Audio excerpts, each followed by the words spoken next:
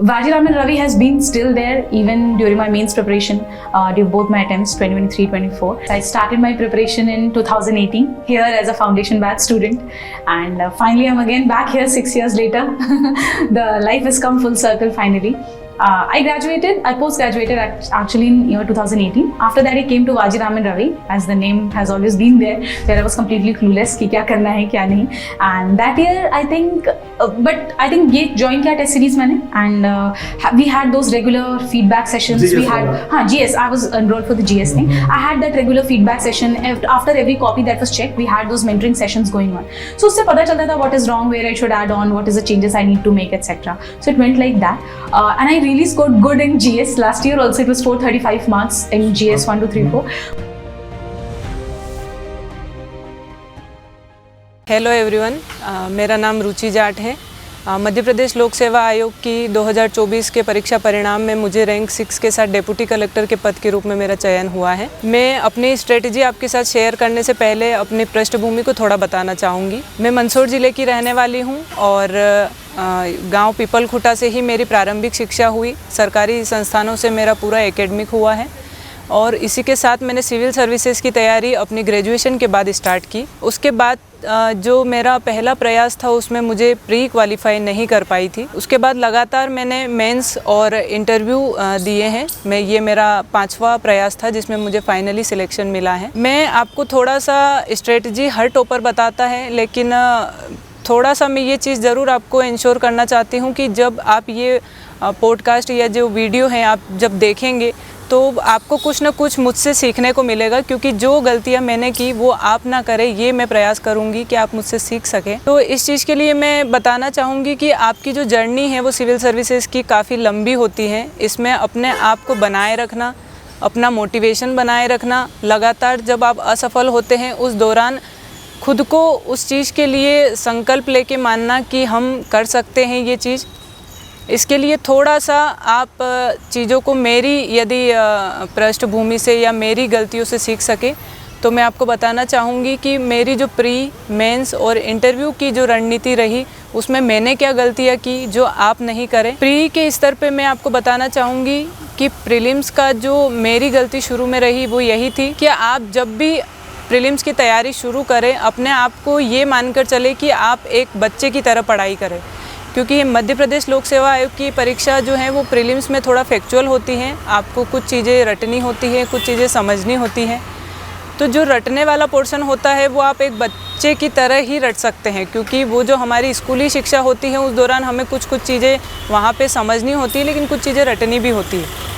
तो जो आपके सोर्स हैं, जो भी आपने सोर्स का चयन किया है वहाँ पे पढ़ने के लिए प्रीलिम्स में, वो यूनिट 1 से लेके यूनिट 10 तक, उसमें आप ये ज़रूर देख लें कि जो चीज़ें आपको थोड़ा सा समझना है उनको आप थोड़ा साइड करें, क्योंकि जो हमारा बेसिक होता है हिस्ट्री, पॉलिटी, ज्योग्राफी और जो आपका इकोनॉमी वाला पोर्शन होता है उसको आप समझने के स्तर पे समझें, लेकिन जो चीज़ें आयोग के पेपर में फैक्चुअल रूप में पूछी जाती हैं आप उनको थोड़ा सा प्रयास करें कि जो पुराने साल के पेपर हैं हमारे 2019 से लेके 2025 तक का एग्ज़ाम हो चुका है, आप उन पेपर को थोड़ा सा स्टडी करें। उसमें ये कोशिश करें कि वो टॉपिक आप निकालें जहाँ से बार बार क्वेश्चन पूछे जा रहे हैं। लगभग 35 से 40 टॉपिक ऐसे हैं हमारे पीएससी में जिनसे लगातार क्वेश्चन आते हैं और आप उनको आगे के लिए प्रिडिक्ट भी कर सकते हैं उन क्वेश्चंस को कि अच्छा ये क्वेश्चन पूछ चुके हैं तो आगे हो सकती हैं संभावनाएं क्वेश्चन जो हैं वो आने की। तो PYQ तो आपको लगाना ही है और पीएससी के जो सिविल सर्विसेज के पेपर हैं वो आपको देखना है, लेकिन उसके साथ ही जो MPPSC दूसरे एग्ज़ाम कंडक्ट करवाता है उनमें कुछ 50 क्वेश्चन ऐसे आते हैं जो हमारी पीएससी सिविल सर्विसेज की जो एग्ज़ाम है उसमें भी काम में आते हैं। आप उन क्वेश्चन को निकालें, उन क्वेश्चन को तो ज़रूर से तैयार कर लें, लेकिन उन टॉपिक को भी निकालें जिनसे लगातार पीएससी क्वेश्चन पूछता है। लगभग 35 से 40 और मैं तो बोलूँगी कि 50 तक क्वेश्चन जो होते हैं वो लगभग उन्हीं टॉपिक से रिपीटेड होके आते हैं। उसके अलावा जो हमारा पोर्शन बचता है प्रीलिम्स में, आप सीमित सोर्स रखें अपना। पढ़ाई तो करना ही है, लेकिन उसके साथ जो क्वेश्चन है और क्वेश्चन आप लगा कहाँ से रहे हैं ये भी थोड़ा सा देख लें, क्योंकि हर सोर्स हमारे काम का नहीं होता है। जो भी मार्केट में अवेलेबल है टेस्ट सीरीज़, तो हर टेस्ट सीरीज़ भी पीएससी के काम की नहीं है। जो आपको लगता है कि नहीं ये पीएससी के पुराने पेपर से थोड़ा बहुत मैच करती है, उन्हीं टेस्ट सीरीज़ पे आप जाएं। अनावश्यक रूप से कुछ भी ऐसी टेस्ट सीरीज़ उठा के ना लाएं कि जो ऐसे एग्ज़ाम को क्लियर करने में थोड़ी आपको परेशानी दे, क्योंकि हर एक ऑब्जेक्टिव हर एक एग्ज़ाम के लिए परफेक्ट नहीं होता है। पीएससी में थोड़ा पेपर मनोवैज्ञानिक भी आता है, तो आपको ये चीज़ ध्यान दे के चलना है कि हमारे काम की जो चीज़ है हम वही परचेज़ करें मार्केट से और उसी पे अपना कंसंट्रेट करें पढ़ाई को लेके। दूसरी चीज़ जो प्रीलिम्स में मैंने फेस की थी कि जो एग्ज़ाम का हॉल का जो प्रेशर होता है वो कई बार बच्चे हैंडल नहीं कर पाते हैं, या एग्ज़ाम में देरी से पहुंचना, और उसके साथ ही जो एग्ज़ाम हॉल में हम बैठ के जो अपने ऊपर बर्डन लेके बैठते हैं कि हमने इतनी पढ़ाई की है, हमारा हो पाएगा या नहीं हो पाएगा, उस चीज़ को थोड़ा सा आप बाहर छोड़ के जाएं, क्योंकि उसकी वजह से भी कई बार हमारा पेपर ख़राब होता है, और 2-3 क्वेश्चन की वजह से और कई बार एक क्वेश्चन की वजह से भी हमारा प्रीलिम्स रुक जाता है। तो ऐसी गलती आप ना करें, क्योंकि ये गलती मैंने की है, तो मैं आपको बहुत अच्छे से इस चीज़ को समझा पा रही हूँ। बिगिनर हैं खासकर उनको ये चीज़ ध्यान देने की ज़रूरत है कि एग्ज़ाम में टाइम पे पहुँचे, एक दिन पहले अपनी मानसिक स्थिरता को बनाए रखें, जो पढ़ा है उस पर थोड़ा सा विश्वास रखें, और एग्ज़ाम हॉल में जब जाएं तो सिर्फ 100 क्वेश्चन पे ध्यान दें कि ये 100 क्वेश्चन हैं हमारे, हमें इन्हें अभी डील करना है। That's it. इतने में आपका मुझे लगता है प्रीलिम्स क्वालिफाई हो जाता है। दूसरी चीज़, हम मेंस की यदि बात करें तो चूँकि मेंस में मेरे काफ़ी अच्छे नंबर हैं और लगातार मैंने मेंस क्वालिफाई किया है, तो मैं इस चीज़ को आपको बता सकती हूँ कि मेंस में जो गलतियाँ लोग करते हैं, या मैंने अपने आसपास जो चीज़ें देखी हैं कि मेंस में कुछ लोगों से जो गलतियाँ होती है और कई बार मेंस उनका नहीं निकल पाता है, और मैंने लगातार क्वालिफाई किया है, तो मैंने जो चीज़ें की हैं और जो चीज़ आपको नहीं करनी है वो मैं थोड़ा बताना चाहूँगी। सोर्स का और सिलेबस का आप कई लोगों से सुन चुके होंगे, लेकिन चूँकि सोर्स का मैं थोड़ा सा बताना चाहूँगी कि आप जो भी पेपर 1 से लेके 4th तक के पेपर में जो भी ऑथेंटिक सोर्स पढ़ते हैं बिल्कुल पढ़िए, लेकिन बेसिक आप अपना इतना थोड़ा मजबूत रखें कि कोई भी क्वेश्चन यदि नया भी आता है तो आप उसको डील कर पाएँ। दूसरी चीज़ कि जब भी हम सिलेबस को देखते हैं, सिलेबस के अकॉर्डिंग हमारे सोर्सेज होने चाहिए, या कोई बुक, कोई भी नोट्स हो सकता है।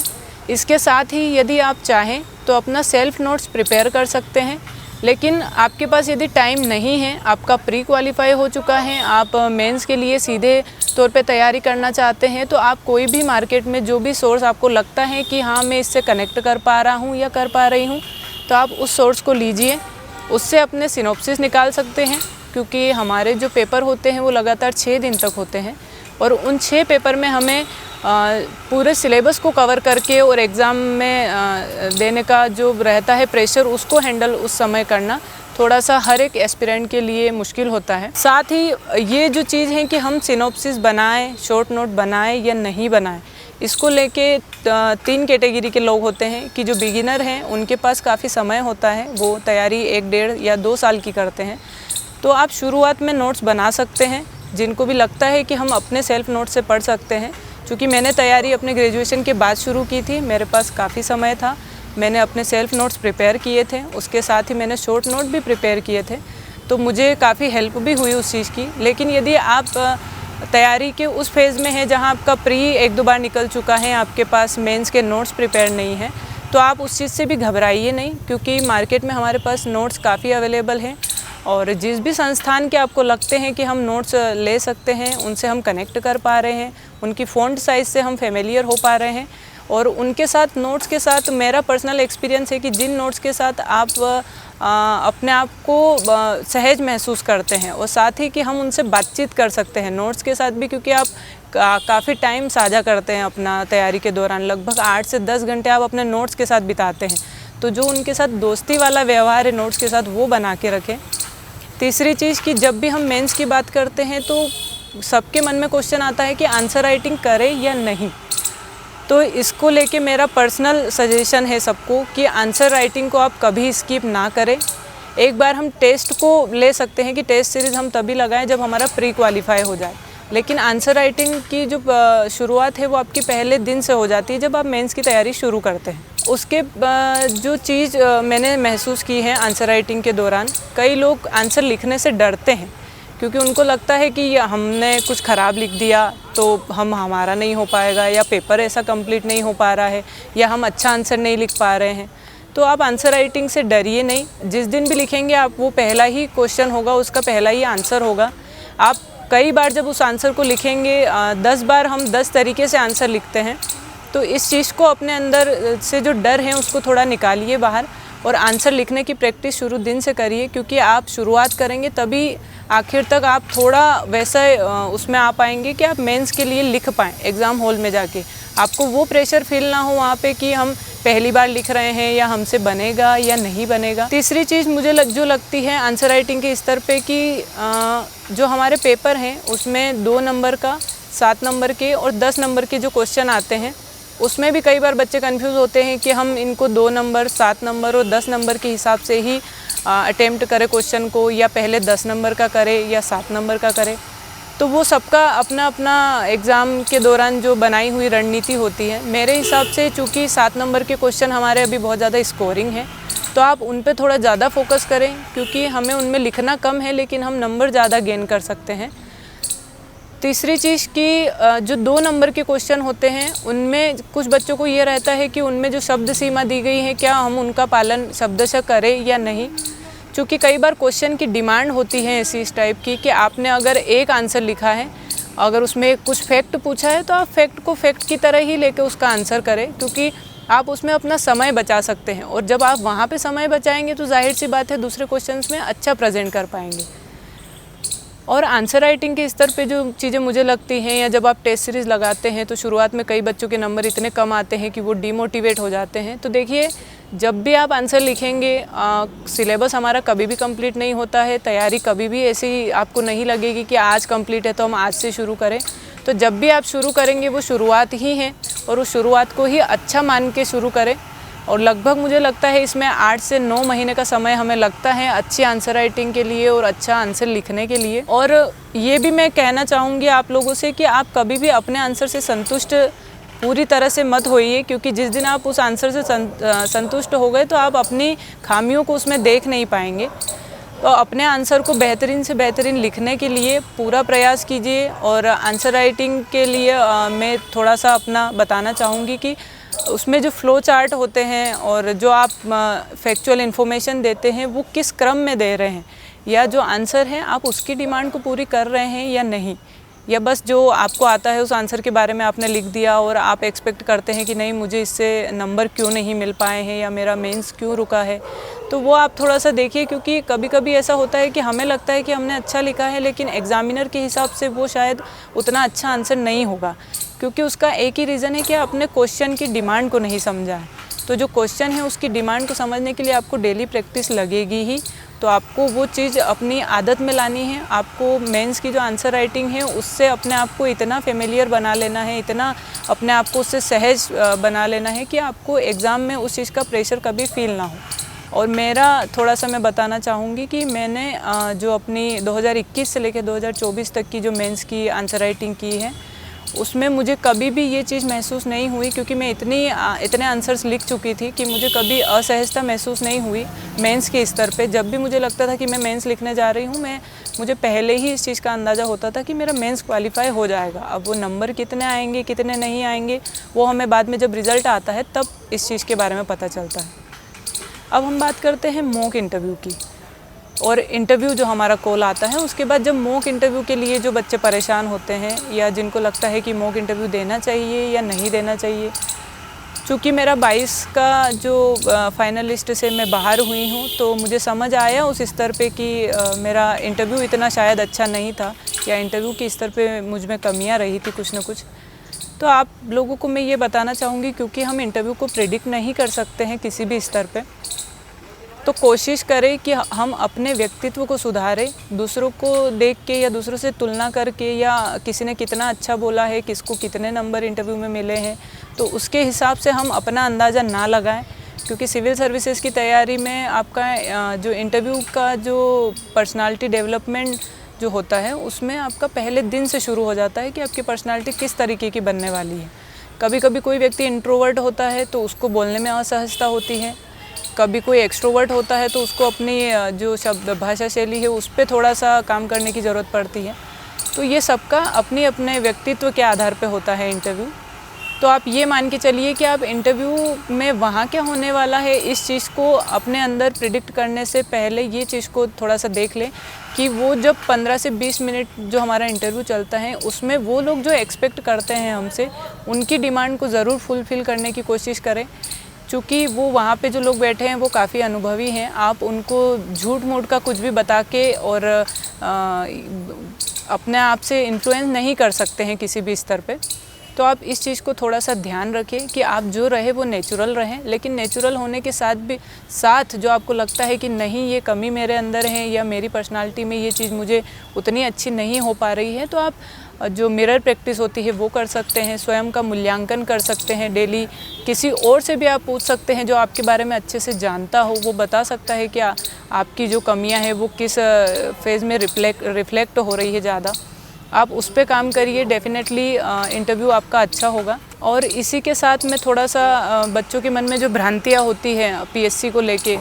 कि चूँकि मेरा 5वां अटेम्प्ट था तो कई लोगों ने मुझसे उस समय भी पूछा कि तुम अपने आप को कैसे बना के रखी हो, या एक फेलियर के बाद 2 फेलियर के बाद व्यक्ति अपने आप में थकान महसूस करता है, मानसिक तनाव आपको लगता है और ऐसा भी फील होता है कि अब बहुत टाइम हो गया है तो घर वालों को भी शायद हम जवाब नहीं दे पा रहे हैं, और जो डीमोटिवेशन होता है वो भी हमारे साथ होता है। और चूँकि ये तैयारी बहुत लंबी है अपने आप में और आप किसी भी स्टेज पे फेल होते हैं आपको वापस ज़ीरो से शुरू करना पड़ता है। तो ये चीज़ मान के चलिए आपकी, यदि आपने सोचा है, यदि आप अपने लिए आए हैं यहाँ पे या अपने मन से यहाँ पे आए हैं, तो मुझे नहीं लगता है कि किसी भी स्तर पे आप उतना थकेंगे या उतना मानसिक अवसाद की तरफ जाएंगे कि आप उससे बाहर नहीं निकल पाएँ। यदि आप किसी के दबाव में आए हैं, किसी के प्रेशर में आए हैं, दूसरों को देख के आए हैं, तो ये चीज़ें आप थोड़ा सा इस चीज़ को लेके चलिए कि वो आपको शायद वहाँ पे दिक्कत आएगी। मुझे पर्सनली इतना फील होता था, सभी को होता है मुझे लगता है, लेकिन मुझे क्योंकि मैं अपने लिए आई थी, अपने साथ कई लोगों की उम्मीदें लेके आई थी, तो मुझे उस चीज़ का मोटिवेशन भी कहीं ना कहीं था मेरे अंदर। और जब 22 का मेरा फाइनली रिज़ल्ट नहीं आ पाया अच्छे से, तब उस समय आपके पास कोई ना कोई ऐसा व्यक्ति होता है जो आपको मोटिवेट करता है, क्योंकि जब हम असफल होते हैं तो हमारे पास सिर्फ 1 या 2 लोगों के फ़ोन आते हैं। सफलता होती है तो कई लोगों के फ़ोन आते हैं, लेकिन वही लोग हमारे जो आगे के जर्नी में कहीं ना कहीं कमियों को देखने में, सुधारने में और उन पे काम करने के लिए हमारा साथ देते हैं। तो उन लोगों के लिए हमेशा ग्रेटिट्यूड रखिए। और फिर मुझे लगता है कि जो हम कभी गाइडेंस की कमी की वजह से या सोर्सेज़ की कमी की वजह से, हालांकि अभी हम ऑनलाइन और डिजिटल ज़माने में जी रहे हैं, तो हमारे पास घर पे बैठ के भी जो सिविल सर्विसेज की तैयारी अगर कोई देख रहा है या कर रहा है तो वो भी फाइनली सिलेक्शन ले सकते हैं और लेते हैं। कई लिस्ट में ऐसे नाम भी है जो इंदौर ना आके भी तैयारी किए हैं और उसके बाद भी उनका सिलेक्शन हुआ है। मेरा पर्सनल थोड़ा सा ऐसा था कि चूँकि मेरा बैकग्राउंड बहुत अच्छा नहीं था और मुझे प्रॉपर गाइडेंस वहाँ पे नहीं मिल पाती, इसलिए मैंने इंदौर का चयन किया और इसी के साथ मैंने इंदौर में रह के तैयारी की, तो मेरा ज़्यादातर टाइम इंदौर में ही बीता है। और इंदौर का चूँकि हम कहीं भी छोटे शहरों से बड़े शहरों में आते हैं तो डिस्ट्रैक्शन जो होता है कहीं ना कहीं वो थोड़ा बच्चों को परेशान करता है कि हम आए तो बहुत जोश के साथ थे, लेकिन तैयारी को हम उतना अच्छे से दे नहीं पा रहे हैं। 2-3 महीने बहुत अच्छे से पढ़ाई करते हैं, लेकिन उसके बाद इतना अच्छे से फ़्लो नहीं बन पा रहा है। तो आप ये थोड़ा सोच के चलिए। और एक लड़की होने के नाते भी मैं थोड़ा बताना चाहूँगी लड़कियों के लिए भी कि यदि आपको समय मिला है घर से, परिवार से, समाज से, तो आप उसका 100% प्रयोग करें, क्योंकि कई लोग होंगे जो तैयारी के लिए प्रयास कर रहे होंगे लेकिन उनको मौका नहीं मिल पाया है। तो जिन भी लोगों को अवसर मिला है वो अपने अवसरों का पूरी तरह से प्रयोग करें, अपना 100% दें। उसके बाद जो होता है वो हमें एक्सेप्ट होता है। लेकिन जो डिस्ट्रैक्शन है उस डिस्ट्रैक्शन की मैं थोड़ा सा बात करना चाहूँगी कि बाहर जब हम आते हैं तो हमें जो फ्रीडम मिलती है थोड़ी, जब हम चूँकि हम सभी मध्यम वर्गीय परिवारों से आते हैं,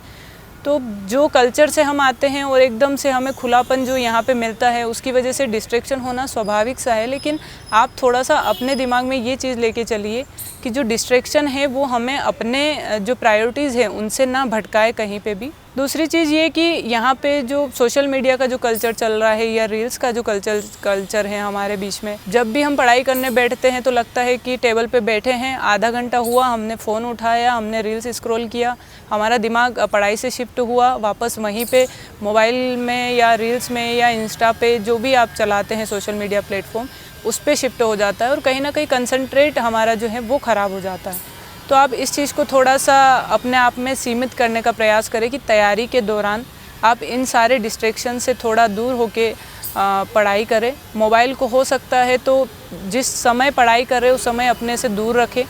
क्योंकि देखिए हम सभी लोग मानव हैं और वो प्रवृत्ति मानव की होती है कि कहीं पे भी हमको लगता है कि चीज़ें इजीली अवेलेबल हैं तो हम उसकी तरफ भागते हैं। क्योंकि अभी चैट जीपीटी का भी हमारे बीच में बहुत ज़्यादा जो है वो प्रभाव चल रहा है बच्चों में भी, कि हम आंसर को खुद से लिखने की बजाय हम चैट जीपीटी से सर्च करते हैं और तुरंत उसका आंसर मिल जाता है। लेकिन जो चीज़ें आपके साथ उससे नेगेटिव हो रही हैं आप उनको भी थोड़ा समझने का प्रयास करें कि यदि एग्ज़ाम में कोई ऐसा नया क्वेश्चन आता है जो हमें तुरंत सोचना होता है, तुरंत फॉर्मेट करना होता है, तो उस आंसर को आप उस समय डील नहीं कर पाएंगे। तो प्रयास करें कि खुद से जब टेबल कुर्सी पे आप बैठे थोड़ा विजुअलाइज़ करें, चीज़ों को अपने माइंड में मैप करने की कोशिश करें, वो ज़्यादा आपको इफ़ेक्टिव होगा। और पीएससी की जो जर्नी होती है मुझे लगता है कि काफ़ी लंबी जर्नी होती है। इसमें अपने आप को बनाए रखना, साथ ही अपनी मेंटल पीस को बनाए रखना, अपनी हेल्थ पे ध्यान देना सबसे इम्पोर्टेंट है। क्योंकि हम जब बाहर आते हैं घरों से तो हमें महसूस होता है बाहर ये चीज़ें कि हमें टिफ़िन का खाना पड़ रहा है और यहाँ का जो एनवायरनमेंट है वो हमारे हिसाब से सूट नहीं हो पा रहा है, या लगातार बैठने की वजह से आपको कोई हेल्थ प्रॉब्लम ऐसी हो रही है तो वो आपके एग्ज़ाम में कहीं ना कहीं परेशानी बनेगी। और चूँकि मेरे साथ ये मेरा अनुभव रहा है कि मैंने सर्वाइकल पेन के साथ अपने 3 मेंस लिखे हैं, तो काफ़ी मुश्किल होता है, बहुत मुश्किल होता है उस समय अपने आप को बनाए रखना और वो हिम्मत अपने अंदर लाना कि हम उस हेल्थ कंडीशन के साथ या उस मानसिक स्थिति के साथ अपना प्री मेंस या इंटरव्यू दे रहे हैं। कई बच्चों के साथ स्ट्रगल का एक अलग अलग फेज़ होता है, लेकिन आप थोड़ा सा इस चीज़ को मैं पर्सनली बताना चाहूँगी कि अपनी हेल्थ के साथ कॉम्प्रोमाइज़ ना करें, ध्यान दें, हेल्थ का ध्यान बिल्कुल रखें। और दिन में 24 घंटे होते हैं हमारे पास, सभी के पास उतने ही होते हैं। आप 8 से 10 घंटे भी अपनी तैयारी को देंगे, उसके अलावा जो समय बचता है आप उसमें सब कुछ कीजिए, लेकिन कम से कम 8 से 10 घंटे रेगुलरली आप पढ़िए। पढ़ना, टेबल कुर्सी पे अपने आप को बिठाना अपने आप में मुश्किल होता है। और चूँकि मैं कंपटीशन का जो हमारा दौर है उसमें थोड़ा सा आपको बताना चाहूँगी कि डिस्ट्रैक्शन लोगों के पास बहुत हैं। आप यदि कंसिस्टेंसी के साथ बने रहेंगे तो मुझे लगता है कि आप उन 1000 लोगों की भीड़ से अपने आप ही आगे निकल जाएंगे। और करंट अफेयर का जो मुझे लगता है कि पीएससी में कई बच्चों को लगता है कि करंट अफेयर को पढ़ना चाहिए, नहीं पढ़ना चाहिए, एमपीपीएससी में उसका कितना रोल प्ले करता है करंट अफेयर। करंट अफेयर के स्तर पे प्रीलिम्स में मेरा जो पर्सनली मानना है कि प्रीलिम्स में उतना ही आप पढ़िए जो ईयरली मैगज़ीन आती है या मंथली जो मैगज़ीन्स आती हैं। मैंने एग्ज़ामपीडिया को प्रेफर किया था तो आप उसको प्रेफर कर सकते हैं। साथ ही स्पीडी, चूँकि हमारा फैक्चुअल करंट अफेयर होता है तो आप उसको देख सकते हैं। आर्थिक सर्वेक्षण ज़रूर देखिए आप, बजट जो हमारा पेश होता है उसको बिल्कुल तैयार करके रखिए। और मेंस के स्तर पे जो करंट अफेयर होता है उसका कितना रोल होता है ये चीज़ थोड़ा सा आप ध्यान दे के चलिए कि आपको डेली एक न्यूज़पेपर पढ़ना चाहिए, क्योंकि उससे हमारी भाषा शैली अच्छी होती है। साथ ही जब हम आंसर लिखते हैं तो वो हमारे आंसर में प्रेजेंट होता है कहीं ना कहीं। जनसंपर्क की जो आपकी वेबसाइट होती हैं उसको आप फॉलो करिए, क्योंकि मध्य प्रदेश शासन जो भी योजनाएं चलाती हैं या जो भी मिशन प्रमोट करती है या किसी भी चीज़ को कहाँ तक हम आगे ले जाना चाहते हैं या हमारे जो शासन के लक्ष्य हैं उनको आप देख सकते हैं। तो वो आपके आंसर में जब रिफ्लेक्ट होता है उससे सीधी सीधी समझ एग्जामिनर को ये समझ आती है कि आपको उन चीज़ों की समझ है कि जिस चीज़ के लिए आप शासन प्रशासन में जाना चाहते हैं उनसे आप अभी अवेयर हैं। तो ये चीज़ थोड़ा सा आप लेके चलिए, आपके आंसर बाकी लोगों से काफ़ी अलग दिखेंगे। और जो सरकार का विज़न होता है उसको थोड़ा सा ध्यान में रखिए मेंस के स्तर पे,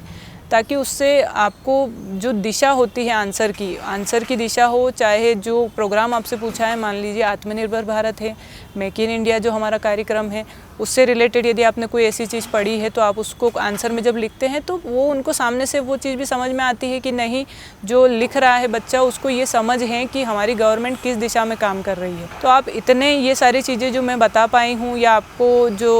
चीज़ों का लगता हो कहीं से मुझसे जो आपको मिल सकता है या मेरे इन 5 प्रयासों से जो आप सीख सकते हैं वो मैंने बताने की कोशिश की है। बाकी आप सभी लोगों को बेस्ट विशेष मेरी तरफ से आपके आने वाले एग्ज़ाम के लिए। कोई भी एग्ज़ाम हो, चाहे सिविल सर्विसेज हो या बाकी कोई भी एग्ज़ाम आप जिस चीज़ की तैयारी कर रहे हैं, उसके लिए मुझे जो लगता है आपको डेडिकेशन और कंसिस्टेंसी के साथ पढ़ना है और सिर्फ पढ़ने से हो जाता है, क्योंकि मेरा हुआ है। बाकी ऐसी कोई अलग से चीज़ करने की ज़रूरत नहीं पड़ती है कि टॉपर हैं तो कुछ उनने अलग किया होगा या हम नहीं कर पाएंगे। तो टॉपर भी आपकी तरह ही कहीं ना कहीं रूम में बैठ के पढ़ ही रहा था या पढ़ ही रही थी। तो समझ लीजिए आप ये चीज़ कि हम भी यहाँ से बैठ के टॉपर बन सकते हैं। इसमें इतना अपने आप को परेशान करने की या दूसरों से इतना प्रभावित होने की। और तीसरी चीज़ जो मुझे लगती है कि हम बहुत जल्दी दूसरों के सोर्स को फॉलो कर लेते हैं, बहुत जल्दी ब्लाइंडली जो विश्वास कर लेते हैं किसी के ऊपर, या किसी ने बता दिया तो हम वो ख़रीद के ले आएंगे, नोट्स परचेज़ कर लेंगे।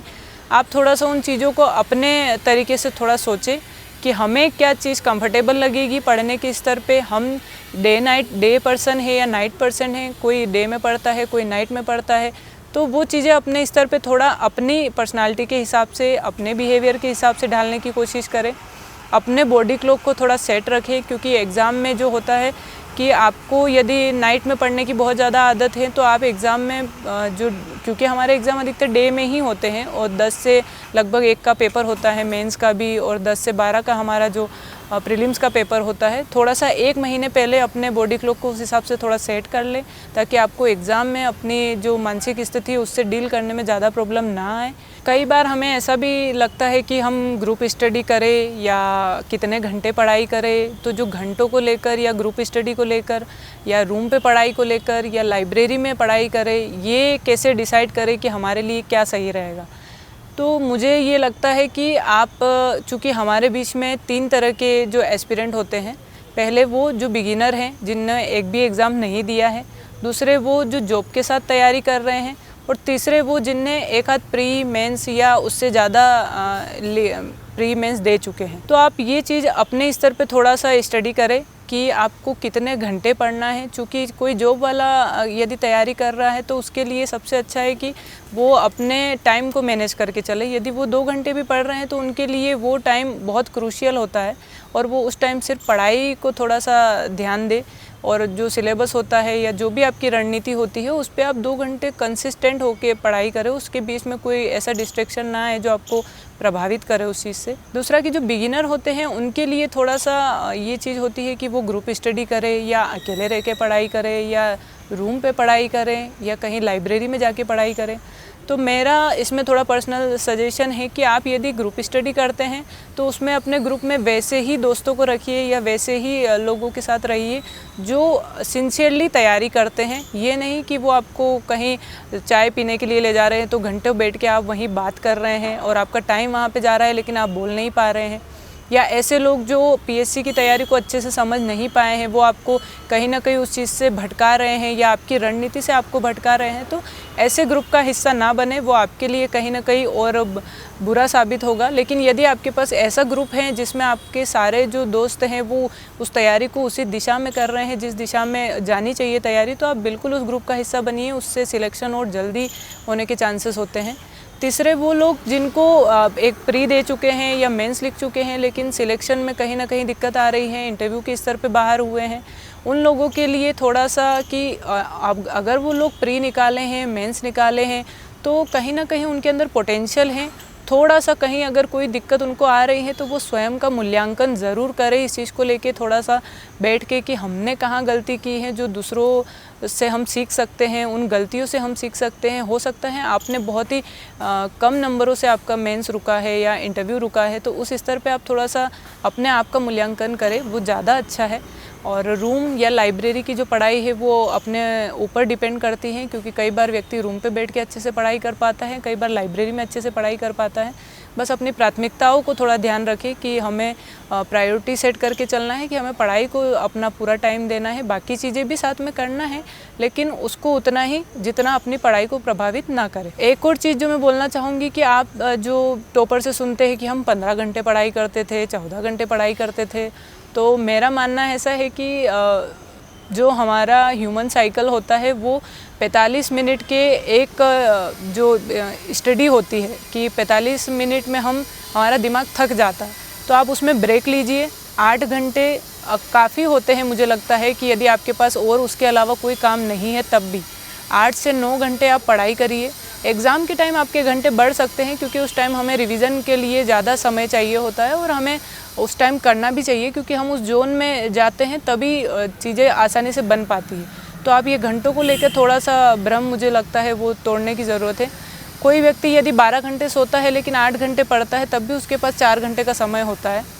तो ये चीज़ मान के चलिए कि हमें 6 ही घंटे सोने हैं, 5 ही घंटे सोने हैं, लेकिन आप अपना समय बाकी चीज़ों में इतना लगा रहे हैं और तैयारी को नहीं दे पा रहे हैं, तब आप इस चीज़ को थोड़ा सा मैनेज करके चलिए। टाइम मैनेजमेंट का रोल बहुत होता है क्योंकि हमें ऐसा लगता है कि हम जो चीज़ें कर रहे हैं 15 घंटे पढ़ रहे हैं, बैठे हैं, फिर भी हमारा सिलेक्शन नहीं हो पा रहा है। तो वो आप पढ़ क्या रहे हैं, आपकी दिशा क्या है, वो चीज़ ज़्यादा मैटर करती है। 15 घंटे पढ़ने से बेहतर है कि आप 8 घंटे पढ़ें, अच्छा पढ़ें, बिना डिस्ट्रैक्शन के साथ पढ़ें, वो आपके लिए बेनिफिशियल होगा। बाकी आप सभी को बेस्ट विशेस मेरी तरफ से आपके आने वाले एग्ज़ाम के लिए बहुत बहुत धन्यवाद।